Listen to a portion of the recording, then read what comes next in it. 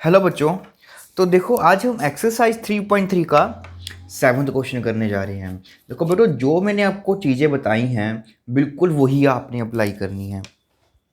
देखो उसने हमें क्या बोला है, एक तो हमें x चाहिए, y चाहिए और z चाहिए। तो सबसे पहले देखिए हम कौन सा एंगल को निकाल सकते हैं। तो सबसे बेसिकली आपको जब भी एक डायगोनल होगा तब आपने ऑल्टरनेट इंटीरियर एंगल के थ्रू जाना है। तो अब देखो हमारे पास हमें ये वाई वाला एंगल चाहिए, ये वाला।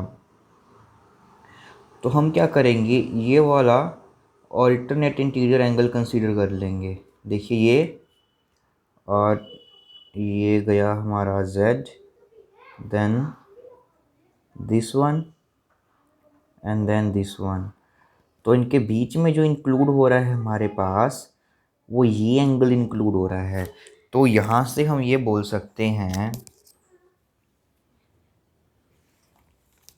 कि देखो बच्चों, सॉल्यूशन करते हैं अब इसका हम, कि यहाँ से हम ये लिखेंगे कि हमारे पास जो एच ई है, लाइन है, वो पैरेलल है ओ पी के, और साथ में एच पी किसका काम कर रही है, एक ट्रांसवर्सल का।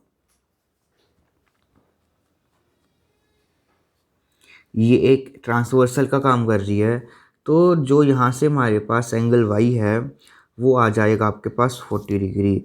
और यहाँ पर आप रीज़न क्या दोगे, alternate interior angles, it is alternate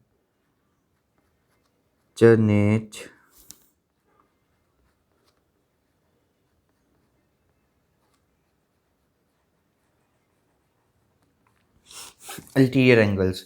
तो हम अब क्या करते हैं, इस y की जगह यहाँ पर लिख लेते हैं कि जो ये एंगल है हमारे पास वो क्या होने वाला है, 40 डिग्री होने वाला है।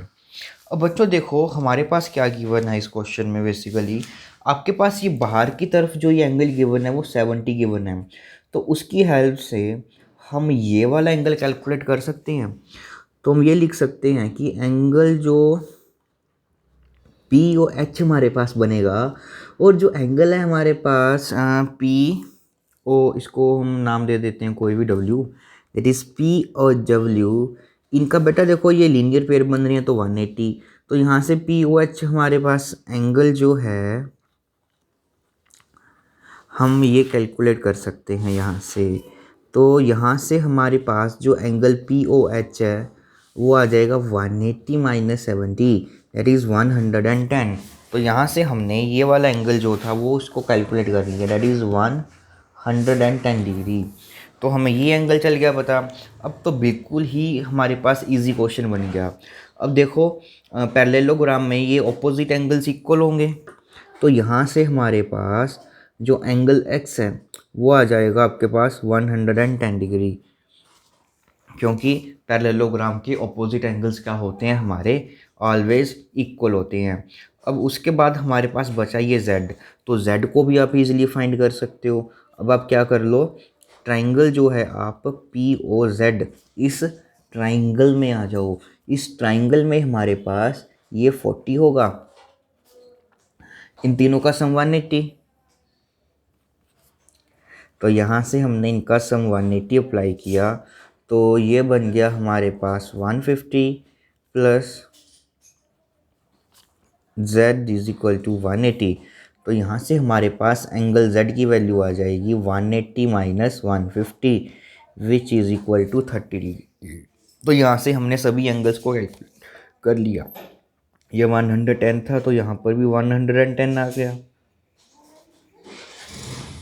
और एंगल सम प्रॉपर्टी से हमने ये एंगल को 30 कैलकुलेट कर लिया। तो बेसिकली वही सभी प्रॉपर्टीज़ हैं जो हमने की हुई हैं, वही लगने वाली हैं बेटा इस क्वेश्चंस में।